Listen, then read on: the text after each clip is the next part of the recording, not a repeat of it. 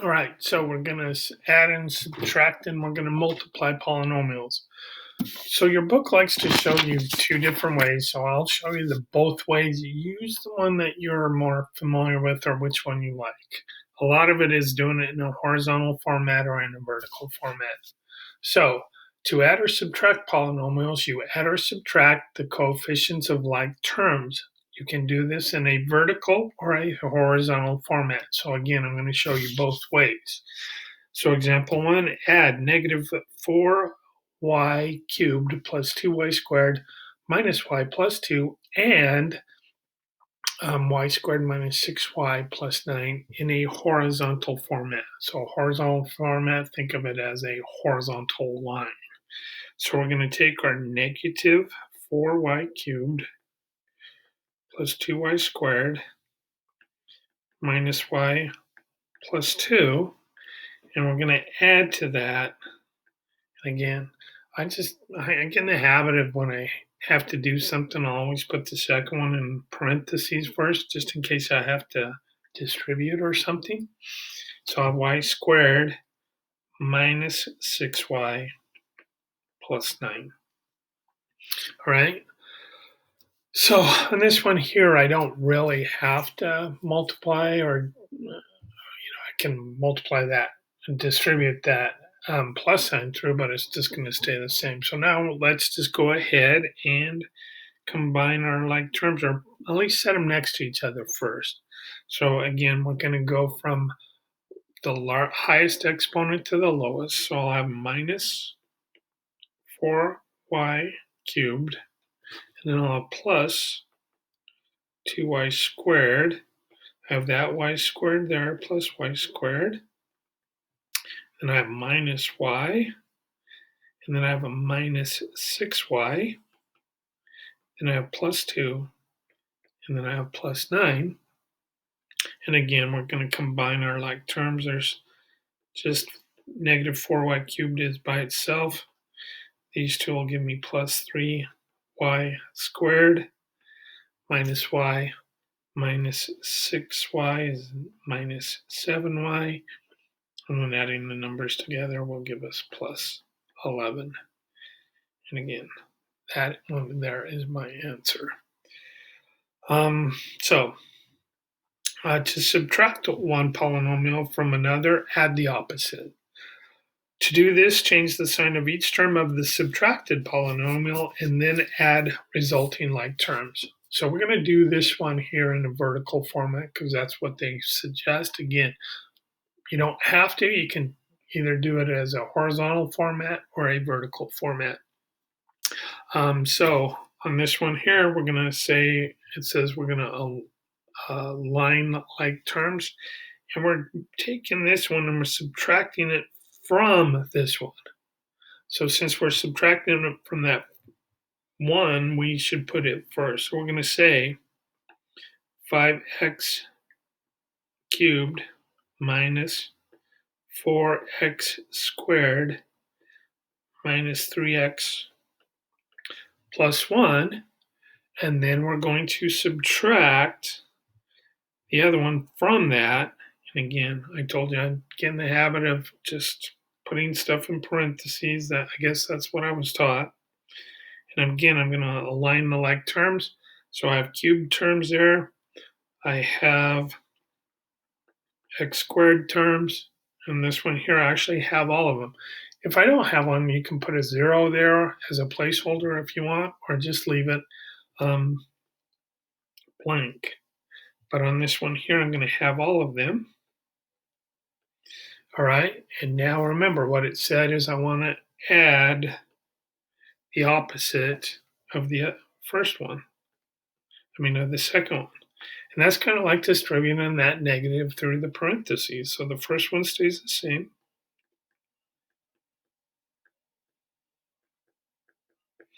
And then we're going to add the opposite. So I'm going to distribute that negative through the parentheses.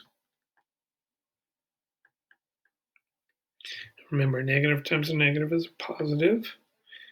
And I'll have minus 9. And now we're going to add those. 5x cubed plus a negative 3. X cubed is 2x cubed. Negative 4x squared plus a negative 5. X squared is negative 9x squared. Negative 3x plus x will be in negative 2x. And 1 plus a negative 9. Or is that negative 8? Sorry. That's an 8 there. So 1 minus 8 is equal to 7. Some of you would have caught me on that, but I caught myself. All right, so that one's good. All right, now to multiply two polynomials, multiply each term of the first polynomial by each term of the second. Recall from Algebra 1, the product of powers property. So if the bases are the same, in this case I have a's, all right, it could be x's, it could be y's, it could be numbers even, all right. When the bases are the same and I'm multiplying, then I can just say I'll have one base and then I would add the exponents, okay? So on this one here, they ask us to multiply in both the vertical format and a horizontal format. I myself, I like the vertical format. Because that's what we do when we multiply a 3-digit number by a 2-digit number. We kind of, without our calculator, we use the vertical format kind of deal. So I'm going to do the same thing here. So we're going to multiply 2x squared minus 3x plus 5, and we're going to multiply it by x minus 2. All right, so now notice what I did here, ladies and gentlemen. I put the numbers underneath each other, and then I put the variable with the same exponent under each other. And now I'm just going to multiply. So remember, if I multiply, I'm going to get negative 2 times a positive 5. Well, that's negative 10. And then I have negative 2 times a negative 3x. That will give me a plus 6x. Now I have a negative 2 times a 2x squared. Well, that will give me negative 4x squared. Now we're going to do just like we did. Remember when we multiplied a 3-digit number by a 2-digit number, the second time we did it, we took this one and multiplied it by this, and then we put them like that. All right, so we're going to do the same thing here. So x times 5, that'll give us 5x. X times a negative 3x will give us a negative 3x squared. And then the x times 2x squared is going to give us a 2x cubed. And like I said, I'm going to just like we did with the 3-digit and 2-digit number, once we did that, then we added them. So I got 2x cubed minus 7x squared plus 11x minus 10. Okay. That's my go-to. I like that one the best. But some of you might like the horizontal format. So on the B here, it says multiply y plus 8 and 2y squared minus 4y plus 3 in a horizontal format. All right. So if it's a horizontal format, that means I'm going to take y plus 8 and I'm going to multiply it to 2y squared minus 4y plus 3. So on this one here, we're going to kind of apply the distributive property a couple of times. So I'm going to take my y plus 8 and I'm going to multiply it to 2y squared. And then I'm going to take my y plus 8, and I'm going to take that negative there. There's my y plus 8, and I'm going to multiply it to 4y. So if you think about it, I'm applying the distributive property. I'm putting y plus 8 in both of them. And then finally, I'm going to have y plus 8. And I'm going to multiply it to that 3. So now that's only one time. So I still have this y plus 8, so I'm going to have to do it again. So now I'm going to take this y, and I'm going to multiply it to the 2y squared. And then I have the plus, and I'm going to take the 8, and I'm going to multiply it to the 2y squared. All right, then I have a minus. Again, I'm going to do the same thing for the other ones. I'm going to have minus 4y. I'm going to multiply first. I went ahead and did it in my head, but I should show you. I'm going to take the y, and I'm going to multiply it to the 4y, and then I'm going to take the, now remember, I took this negative there, so I'm going to have to do it for the 8 too. So I'll have a negative 8, and I'm going to times that by 4y. And then I'll have y times 3, and then I'll have y times, not y, but 8.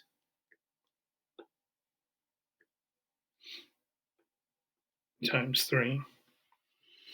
So on this first one here, I'll get 2y cubed. On this other one, I'll have, remember that was the times there, that'll give me 16y squared. Multiply those together, minus 4y squared. Then I'll have minus 32y. Then I'll have plus 3y. Then I'll have plus 24. So what's kind of nice about this one here is if I do it correctly, notice that the y squareds go together. It's already set up for us. But again, I just like the first one. So now I'm going to combine my like terms. I'll get 2y cubed plus 12y squared. Let's see, minus 32 plus 3 will be minus 29y, and then I'll have plus 24. And that's my answer for that one. Okay, so now we can also just multiply binomials by themselves,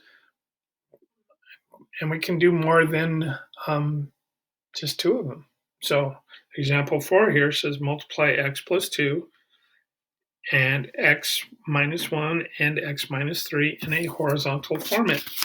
So if I do it in a horizontal format like they said, again, I'm going to multiply. Remember, parentheses means multiply. So I'll have x plus 2. And then I'm going to multiply by x minus 1. And then I'll have x minus 3. All right, they're asking us to do it in a horizontal format, so I have it set up that way. All right, what you should first do is first FOIL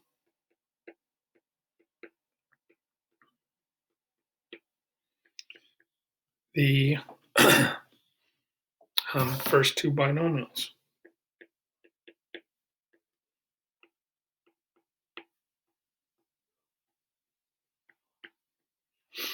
All right, excuse me.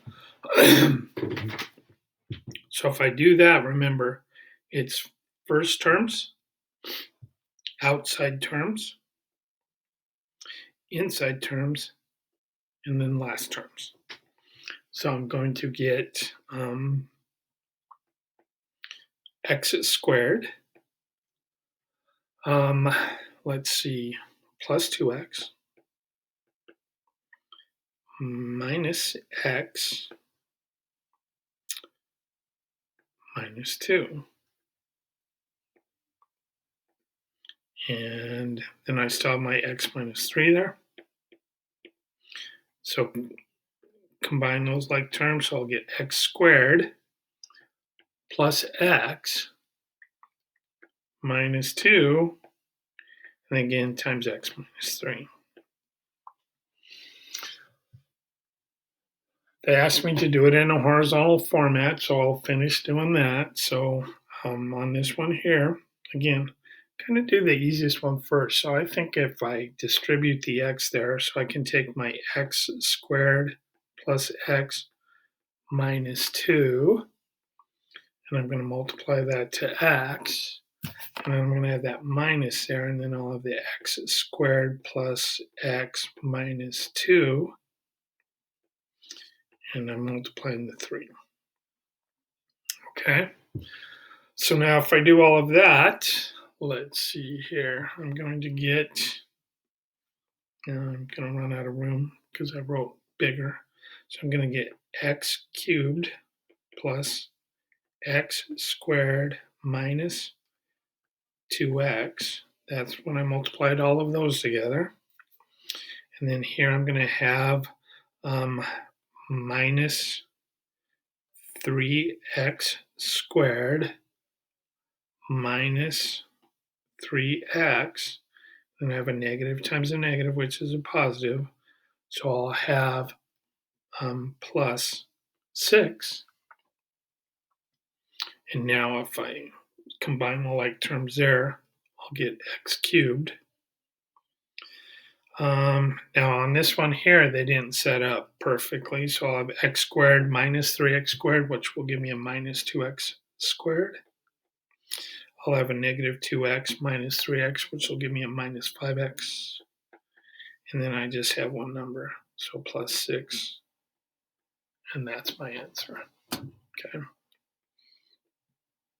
Now what they're saying here, ladies and gentlemen, and again, we've suggested that you do this before. Eventually, some of you will say, oh, hey, they've asked us to memorize them in Algebra 1. I think I introduced it even in geometry. Now I'm telling you to do it in Algebra 2. So maybe we should start memorizing some of these.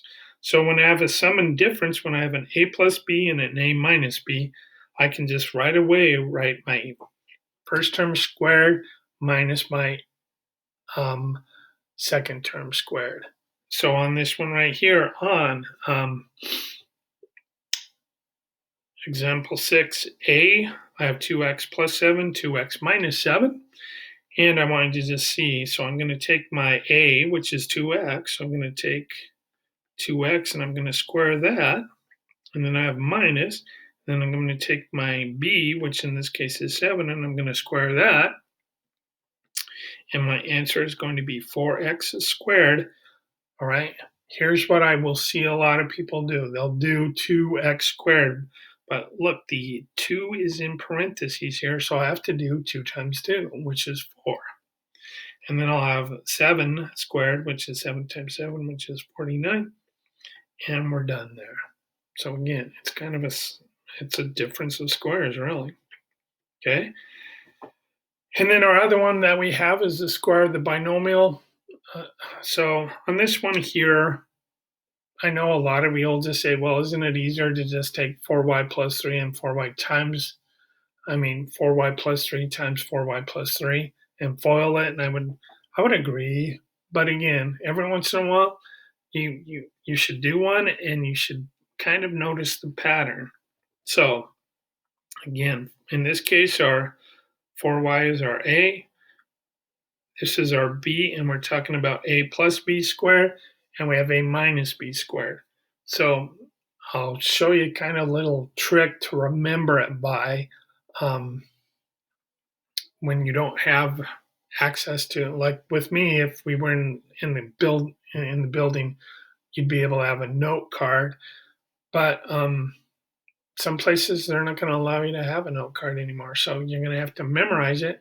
And I'll show you kind of the easy way to remember that. But for right now, let's see. Our a is 4, so we're going to be using this one here. So our a is 4y. And again, this is why I keep telling you, when I replace a variable by something, that's why I put parentheses around it. So that's my a, and I'm squaring it. Then I have 2 times my a, which is 4y, and then times my b, which is 3, and then I'm going to add to that my b, which is 3, and I'm going to square that. Okay?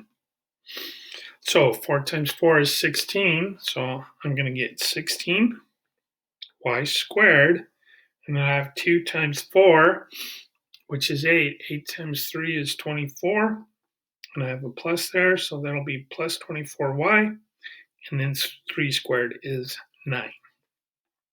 All right, so now I told you I'd give you a little hint here, a way to memorize it. So if we look here, this one here has a plus, and we see that they're all pluses. All right, this one right here, it's a minus, and what's the only thing that changes? The only thing that changes is this minus in front of that one. So if you want, instead of memorizing two separate ones, just memorize one and state that, I need to erase all of that. So if you were to memorize it, I could say a plus or minus there. So I have a plus b squared, which is the first one. I have a minus b squared, which is the second one. And then I know that it's a plus. The only thing that changes is the minus there, right? So for when it's minus, the only thing that changes is that minus there. So instead of memorizing two of them, I only memorized one, okay? The same thing kind of with the cube here. So what I just said is if I have a plus b, we're going to say a cubed plus 3a squared b plus 3ab squared plus b squared. When it's minus, what's the only two things that change? This one here and this one here. So if I put a plus or minus b cubed, again, the only one that changes is this one here. If I'm following the bottom path, it's a minus b cubed. And it changes here too. So again, instead of memorizing two of them, I just have to memorize one.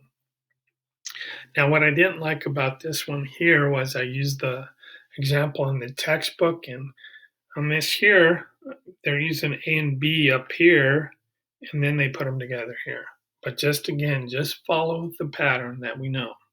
So we're going to take so this right here is our A, this here is our B. So I'm going to take our A, so that's AB cubed plus 3.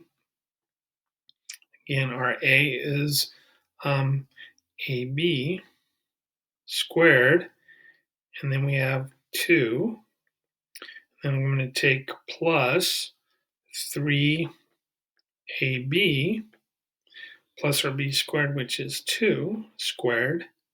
And then I'll have plus 2 cubed. All right?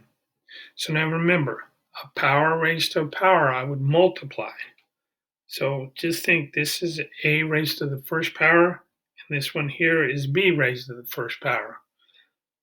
So a power times a power, so 1 times 3, that'll give us a cubed. 1 times 3 will give me b cubed. Same thing on this other one here. We're going to get, well, first we have 3 times 2, which is 6. And then I have a squared, and I have b squared, because again, those both have an exponent of 1. Okay. On this one here, I have 3. I have 2 squared. 2 times 2 is 4. So on that one, I'll have 4 times 3, 4 times 3 is 12. AB, and then 2 cubed is 2 times 2 is 4 times 2 is 8, which will give us, that is our answer. All right. Now, last thing we need to talk about, and this one here is kind of neat. You'll use it every once in a while. I know if those of you who go to pre-calculus, you'll see it. And if you go into stats, either in college, because some of you will have to take college stats, depending on what you do. You know, again, I know some of you, this is your last math class, and you're going, I'm glad. All right. But we can do this Pascal's triangle, and it'll help us. Like I said, if you have go moving on, you can do that. So let's go ahead and see what I mean by a triangle. So remember, anything raised to the 0 power, even if I have this a plus b, If it's raised to the 0 power, remember anything raised to the 0 power is equal to 1.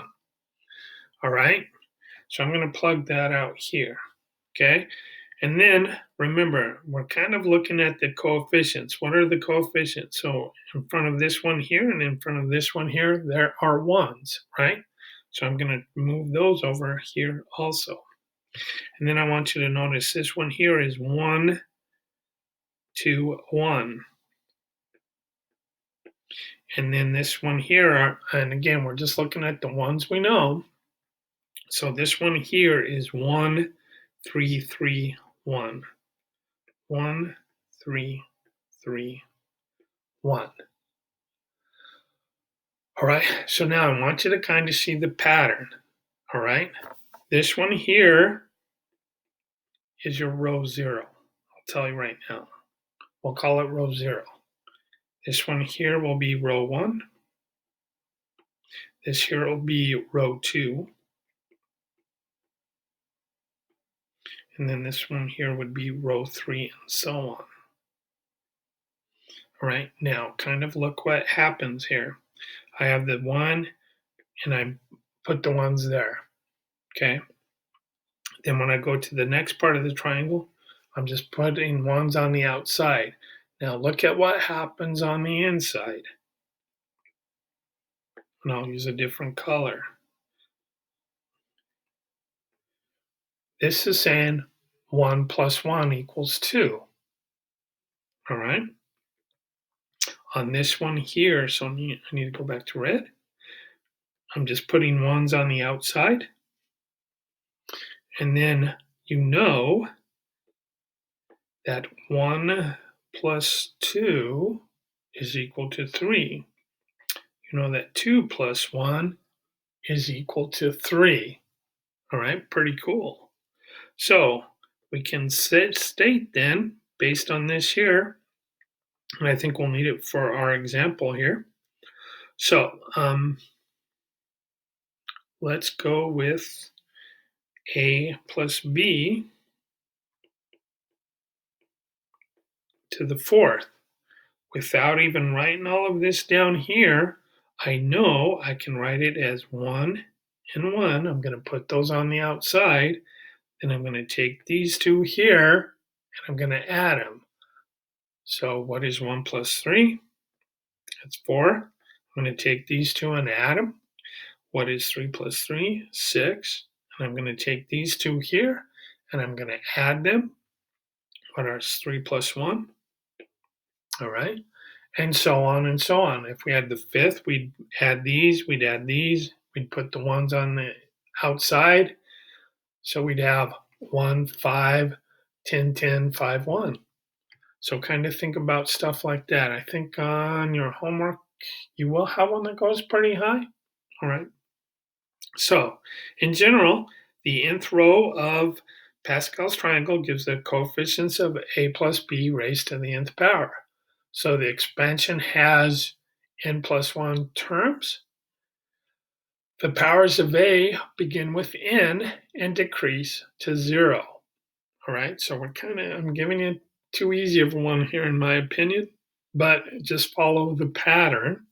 And then the powers of b begin with 0 and increase to n. So again, your book kind of likes to make you do this weird thing with the box and a chart. Here's the easy way. So we want to start with